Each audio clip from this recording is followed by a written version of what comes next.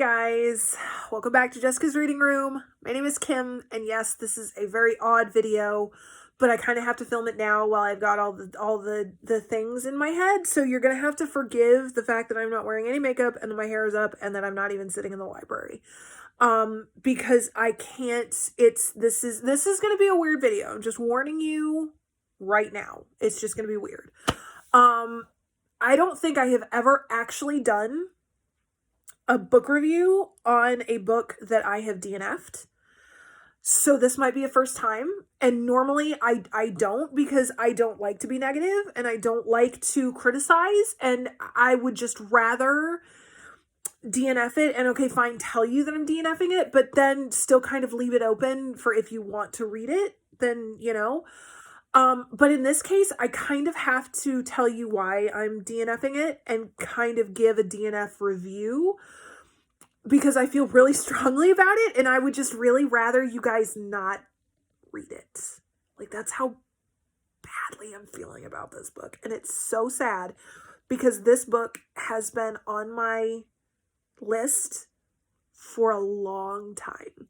And I finally got it and I actually sat down and started reading it. I mean, even like as soon as it got here, I sat down and I started reading it. And it's just sad that this is where I'm at. So, okay. All right. So the book, I literally just took a picture with this book and posted it. Okay. That's how excited I was. But then the more I read, I was like, okay. So the book is The Lives They Left Behind, Suitcases from a State Hospital Attic by Darby Penny and Peter Strastny. Photographs by Lisa Rinsler. And I see, and this is what's really sad. Okay. Darby Penny is a national leader in the human rights movement for people with psychiatric disabilities. Peter Strastny, author of numerous publications, is a psychiatrist and documentary filmmaker. And then Lisa Rinsler is a prize-winning cinematographer. Okay. So none of these people are historians, which is kind of the first problem. Most of the reason that I decided to DNF this book is kind of just the stuff that I learned in my historiography classes when I was in college, you know, because okay. I have oh my gosh. See, I can't even talk and I'm like talking in weird accents. I'm so sorry. I have my bachelor's degree in history. So yeah, and look, I'm not going to claim that I'm some kind of flawless professional historian myself. Okay. I'm really not. I'm a better reviewer than I am necessarily a researcher and historian. So I totally acknowledge that as well. But like I said, a lot of the stuff that I found in this book that is really, really annoying me, like as in annoying me enough that I have to DNF it, even though it's about a state hospital, which you guys know is like, you guys know that I love those. So it's just, okay. So let's just start. I'm going to give you some background on it and then let's get into why I'm DNFing it. Basically it's, Willard State Hospital in New York was being shut down officially in the year 2000, I believe it was. And so there were some people, I'm not even entirely, I think it was a curator of a museum, I guess, were just kind of going through the buildings, being led on these tours by former staff people. I think there might even have been a former patient who was helping them. Oh, and Jode Christopher is going crazy. I'm sorry. And they stumbled on this attic where they found hundreds of suitcases belonging to the patients filled with stuff. And I mean, we're talking about the kind of thing that, you know, all the rest of us are going, oh my gosh, I would love to find something like that. So I'm all excited about this. And oh my gosh. And they actually were able to clear most of it out and take it to the museum's warehouse to go through later. And there was even an exhibit where all of these suitcases were actually put on a traveling exhibit for a museum. I'm not sure which one it was. And then these two were on a committee for something about more funding for the museum. They were, they ended up being fascinated by this. And so they asked for access to the materials. They went back to Willard State Hospital. They were even given permission for research purposes to go through patient files. And so I'm sitting here, and that's how this is advertised. I mean, the lives they left behind, suitcases from a state hospital attic. That's, I want to hear. So great. So we're going to hear, we're going to see the stuff that's in these suitcases. Are we going to, did they take, photographs of actually going through it? Did they photograph everything that was in the suitcases? So we're going to get to hear stories from the patients. Oh my gosh, this is great. And the first chapter started out really well. The first chapter, it's about this ex-patient who, let me find his name, because so far, honestly, it's the best that I've heard so far, is, oh great, and I can't even find, Lawrence Merrick. And they even have his intake picture, and they even have, let's see, there was a picture of his suitcase.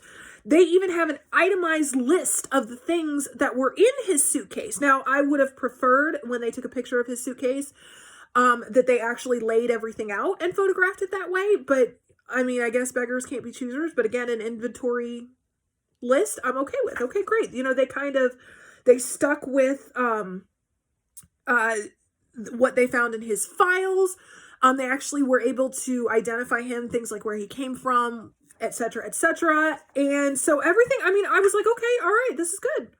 This is good. They did add a picture of a letter that he wrote in not very legible cursive, but they didn't actually type it out so you could actually read it. So that kind of annoyed me just a little bit, but I was like, okay, all right, you know what? Again, we're doing okay. And I thought the whole book was going to be like that. So I was like, okay, this is good. Great. Let's keep going. But then we went from stories of the patients at Willard State Hospital based on the things that they left in their suitcase to, honestly, I'm not even sure what you call it. It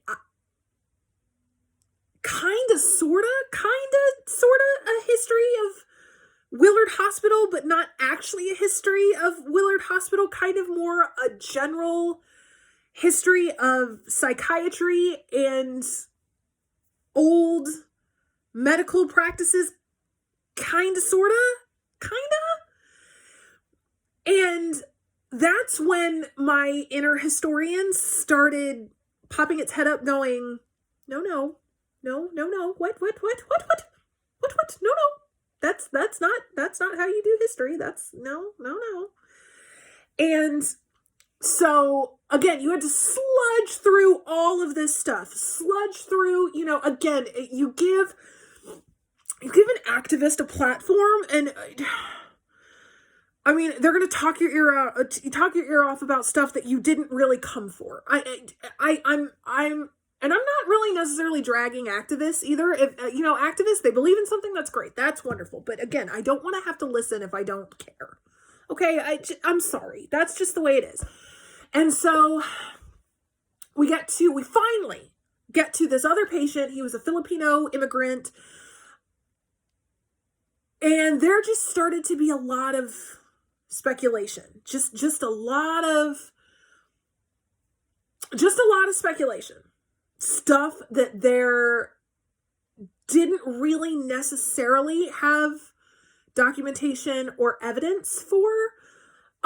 Again, instead of really focusing on the patient, they started talking about the demographics of New York, the demographics of the hospitals in New York, the demographics of Willard State Hospital, the demographics, and just all this stuff. And I'm going, okay, that really could have literally just taken one small paragraph, but for some reason you dragged it on to a full page and a half. Okay.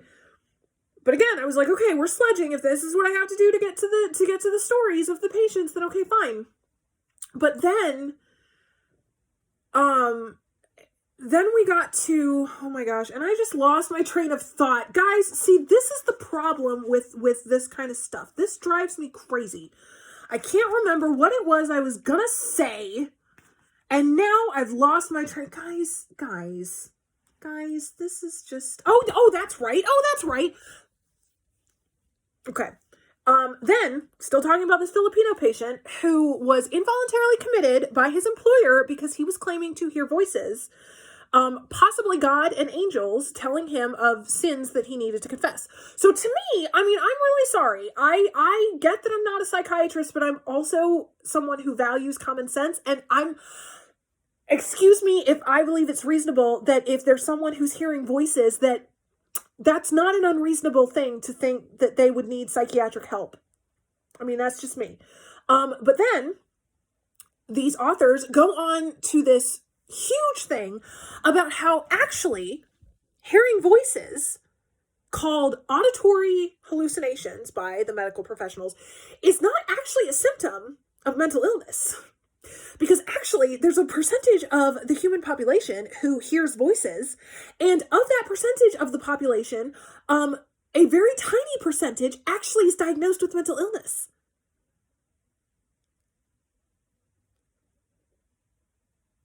Okay? I don't care.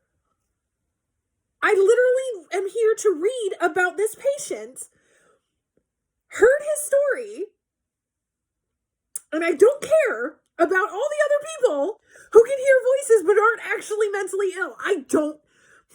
Okay, then they ended up, no lie, said, if this patient were still alive today and lucky enough to live in these Eastern-ish European countries where they acknowledge that auditory hallucinations are not symptoms of mental illness, he could have actually been part of a support group for people who hear voices where they could have supported each other and not been victimized by the system for hearing voices.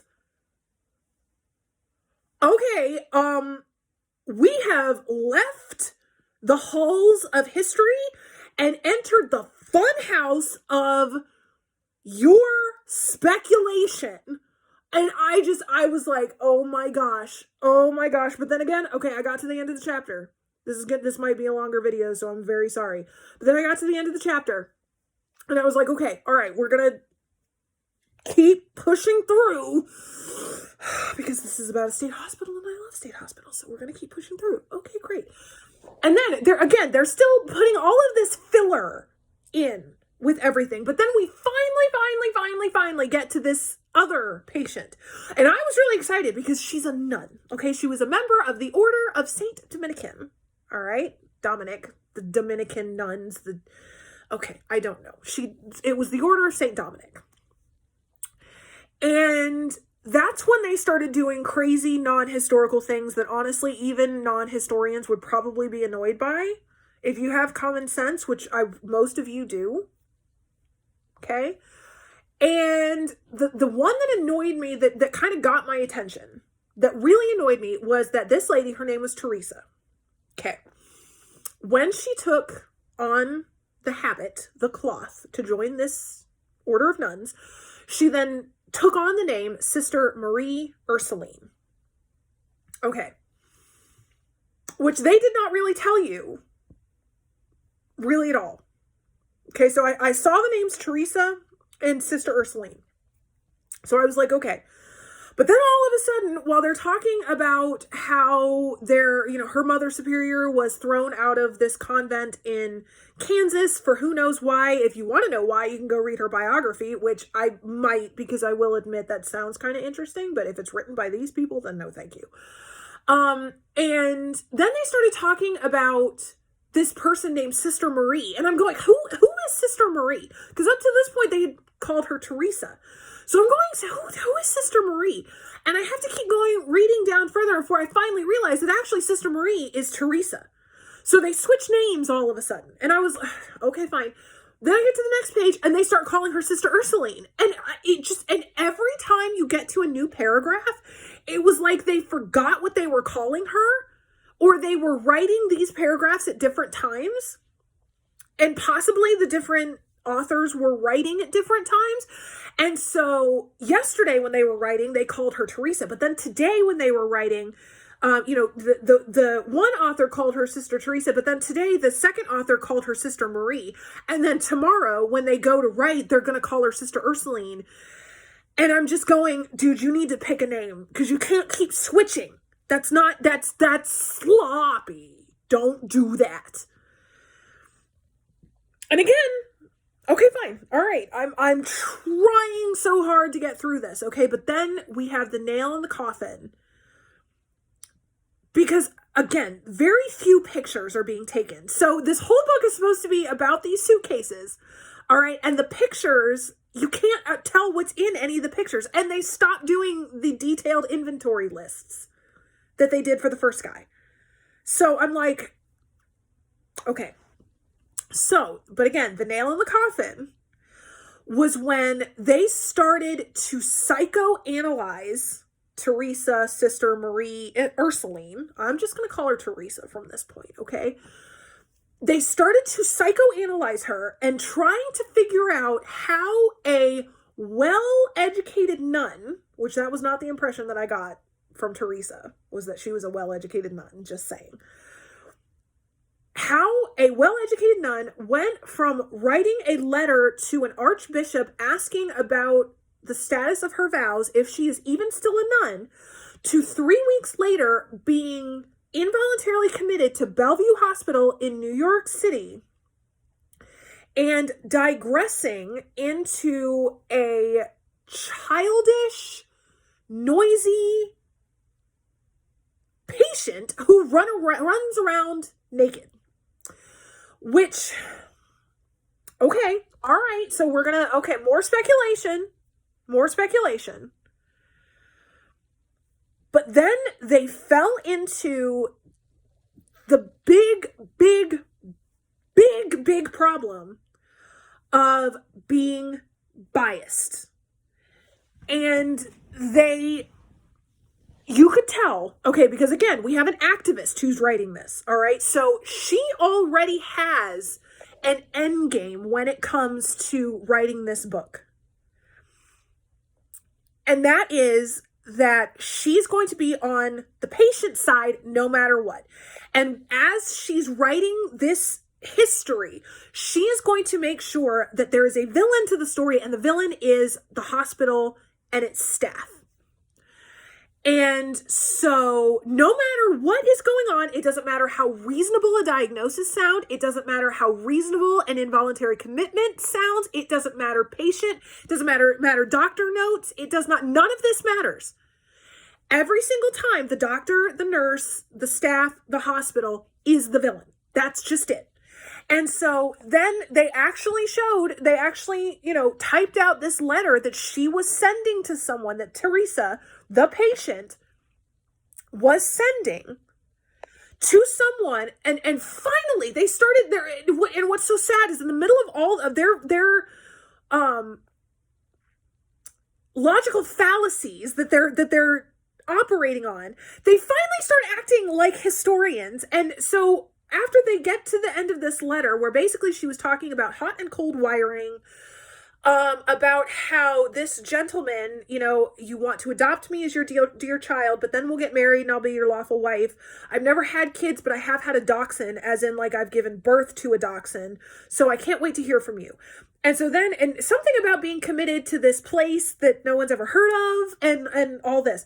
So again, to the commonsensical lay person, you're sitting here going, that sounds pretty crazy. I mean, you add that to the running around naked and acting like a kid, and there might be something wrong. Okay. I don't know what it is, but it sounds like there might be something wrong. And so you get to the end of the letter, and they actually, the authors say, who is this person? Is this man factual or fictional? Does she not know that you can't give birth to a dachshund? They start asking these questions that are based off of this letter. But then they descend into, well, she'd never had sexual education. We're pretty sure that she probably knew how babies were born, and we assume that she knew that a woman couldn't actually give birth to a dachshund. And obviously this is trauma from being put in a hospital, and she, the fact that she was somehow reduced to this seemingly crazy person when she actually wasn't crazy. And whoa, you need to flag that play. Okay, you don't get to be making excuses for a patient who is not alive, that you have never talked to,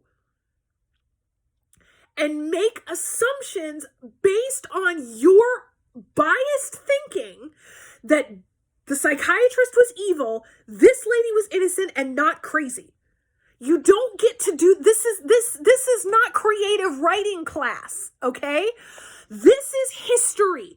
You are supposed to go into this as a neutral observer. You need to report what was in her suitcase, what the doctor notes said, what the actual written records, what her letters, they found her letters in this bag, okay? Tell us what the letters say and leave everything else out. You do not get to make assumptions about the staff of this hospital based on generalizations that popular culture has actually embraced, that is not based on written records. You don't get to do that.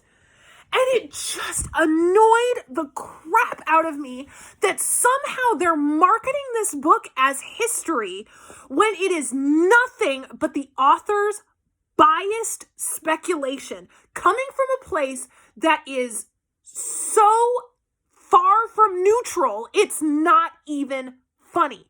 History is what you can prove, okay? That is what history is. Is there a lot of speculation? Yes, there is. Okay, I will admit there is speculation.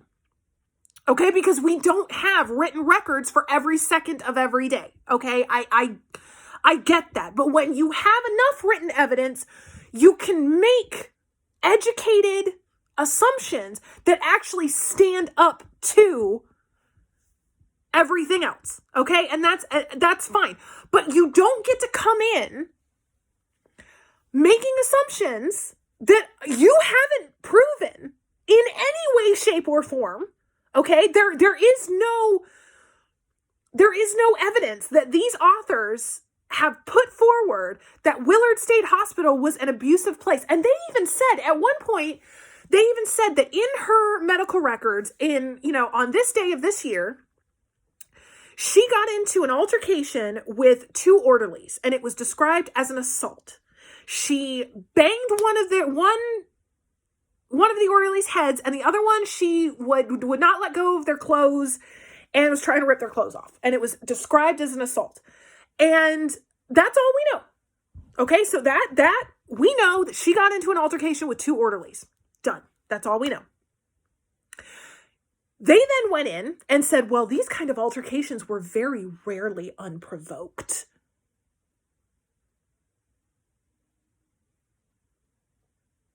No. And then they even went so far as to say it was either this or this. It was either that she was on medication that didn't work for her, or she was provoked by abusive staff. No, that's not how this works. And see, I'm getting really annoyed because, again, we're talking about common sense stuff that even non-historians would read that and be like, that doesn't know. No. All you know for sure is that she got into an altercation with two orderlies. She tried to bang one of their heads in, and then she tried to disrobe the other. That's all you know. That's all you get to comment on. That's it. You don't get to make an assumption based on your own biased thinking that all hospital staff were abusive. It was corrupt. It was abusive. All these people did was provoke the patients and then cry, assault when they were attacked. No. And I'm sorry, that was the point where I said I can't read this anymore. I legit read this book because I wanted to see what they found in the suitcases and possibly as much information that they could glean about the patients from hospital records. That's all I wanted to see. That's all I wanted to read. That's it. They didn't even give pictures of what they found in the suitcases. And that's the thing. Okay, well, I mean, I'm sure there are people who say, well, they needed filler. They can't do a whole book based on just what they found in the suitcases. Not true. There were over 450 suitcases that were recovered from that attic at Willard State Hospital. Okay? If you were to photograph every single one of them and its contents, give the name of the patient, and then again, give a inventory list of what was in that suitcase, then that's it. Because this book, without the index and the acknowledgments and the glossary and the sources, it is 189 pages. So if you gave every patient, every suitcase a page, then you have all the information you need. Oh, but what if, because I mean, they even said they narrowed it down from the over 450 to 29 and from the 29 to 10. So you had plenty of source material. But nope, you had to come in and make crap up based on your flawed thinking.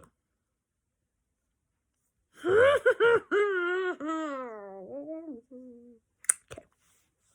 See, I get all worked up about stuff.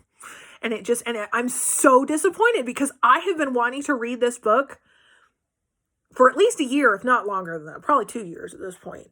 And I finally got it. Thank you, President Trump, for the stimulus check, because that's how I bought this. But now I literally have to DNF it because I cannot keep reading. I can't.